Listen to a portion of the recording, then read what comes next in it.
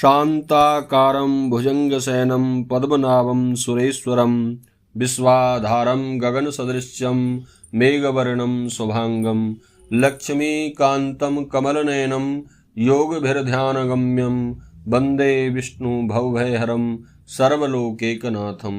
नमस्कार, स्वागत है आप सभी का हमारे YouTube चैनल में। आज के इस वीडियो में आप श्रवण करेंगे वैकुंठ चतुर्दशी की कथा। इस बार 2024 में वैकुंठ चतुर्दशी का व्रत 14 नवंबर गुरुवार को किया जा रहा है। वैकुंठ चतुर्दशी के व्रत में भगवान श्री हरि नारायण की और भगवान शिव की पूजा करने का विशेष महात्म्य होता है। इस दिन शाम को शिवालय में दीपदान करने का भी विशेष पुण्य फल प्राप्त होता है। इस वैकुंठ चतुर्दशी का जो लोग श्रद्धा भक्ति से व्रत उपवास करते हैं, भगवान श्री हरि नारायण और शिव जी की पूजा करते हैं, उनको अंत समय में भगवान विष्णु के लोक वैकुंठ लोक की प्राप्ति होती है और ऐसा व्यक्ति सभी पापों से मुक्त हो जाता है। इस वीडियो में आप वैकुंठ चतुर्दशी की 3 कथाएं श्रवण करेंगे। इन कथाओं को श्रवण करने से सभी पाप नष्ट हो जाते हैं। एक बार प्रेम से कहिए, बोले विष्णु भगवान की जय, उमापति महादेव की जय। प्राचीन काल की बात है बंधुओं, एक बार देवऋषि नारद पृथ्वी लोक पर घूमकर वैकुंठ लोक में गए। वहां उन्होंने भगवान विष्णु को आदर पूर्वक प्रणाम किया। भगवान श्री हरि नारायण ने नारद जी को बैठने के लिए आसन दिया और प्रसन्न होकर उनके आने का कारण पूछा।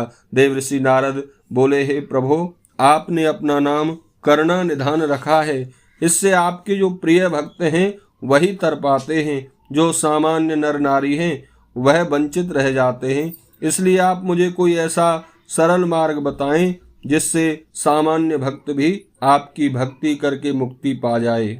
यह सुनकर विष्णु भगवान बोले, हे नारद, मेरी बात सुनो। कार्तिक शुक्ल पक्ष की चतुर्दशी को जो नर नारी व्रत का पालन करेंगे और श्रद्धा भक्ति से मेरी पूजा अर्चना करेंगे, उनके लिए स्वर्ग के द्वार हमेशा खुले रहेंगे। उसके बाद भगवान विष्णु ने जय और विजय को बुलाया और कहा कि कार्तिक चतुर्दशी को स्वर्ग के द्वार सदैव खुले रहने चाहिए, क्योंकि इस दिन जो भी मेरा भक्त मेरा थोड़ा सा भी नाम लेकर मेरा पूजन करेगा वह अवश्य ही वैकुंठ धाम को प्राप्त करेगा। एक दूसरी कथा के अनुसार भगवान विष्णु ने एक बार बंधुओं देवादिदेव महादेव का पूजन करने के लिए काशी में जाने का विचार किया। भगवान श्री हरि नारायण काशी पहुंचे और वहां मणिकर्णिका घाट पर भगवान श्री हरि नारायण ने 1000 स्वर्ण कमल पुष्पों से भगवान विश्वनाथ का पूजन करने का संकल्प किया।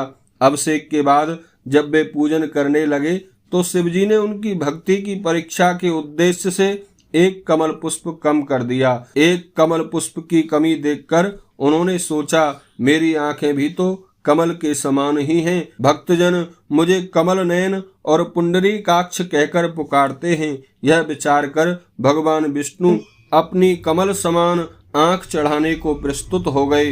विष्णु जी की इस अगाध भक्ति से प्रसन्न होकर देवादिदेव महादेव प्रकट हो गए। हे विष्णु, तुम्हारे समान संसार में दूसरा कोई मेरा भक्त नहीं है।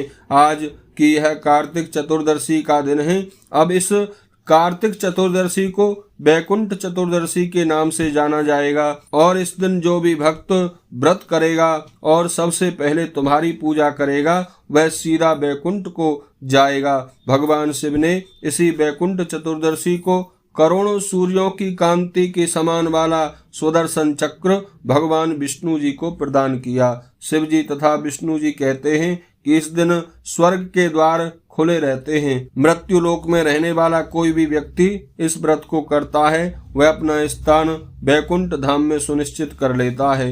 वैकुंठ चतुर्दशी की एक तीसरी कथा के अनुसार एक धनेश्वर नाम का ब्राह्मण था जो बहुत ही बुरे काम करता था। उसके ऊपर कई पाप थे। एक दिन वो गोदावरी नदी में स्नान करने के लिए गया। उस दिन वैकुंठ चतुर्दशी थी। कई भक्तजन उस दिन पूजा अर्चना कर गोदावरी घाट पर आए थे। उस भीड़ में धनेश्वर भी उन सभी के साथ था। इस प्रकार उन श्रद्धालुओं के स्पर्श मात्र के कारण धनेश्वर को भी पुण्य मिला। जब उसकी मृत्यु हो गई तब उसे यमराज लेकर गए और नरक में भेज दिया। तब भगवान विष्णु ने कहा कि यह बहुत पापी है, लेकिन इसने वैकुंठ चतुर्दशी के दिन गोदावरी में स्नान किया है और विष्णु भक्तों का संग किया है। उनके स्पर्श से इसको भी बहुत सा पुण्य प्राप्त हुआ है, जिससे इसके सभी पाप नष्ट हो गए हैं। इसलिए यह सीधा वैकुंठ जाने का अधिकारी है। अतः धनेश्वर को भी इस दिन विष्णु भक्तों का संग करने के मात्र से ही वैकुंठ की प्राप्ति हो गई। जो भक्त इस दिन श्रद्धा से भगवान नारायण की पूजा करते हैं, वैकुंठ चतुर्दशी का व्रत करते हैं, उन्हें अवश्य ही वैकुंठ लोक की प्राप्ति होती है और उनके सभी पाप नष्ट हो जाते हैं। एक बार प्रेम से कहिए, बोलिए विष्णु भगवान की जय।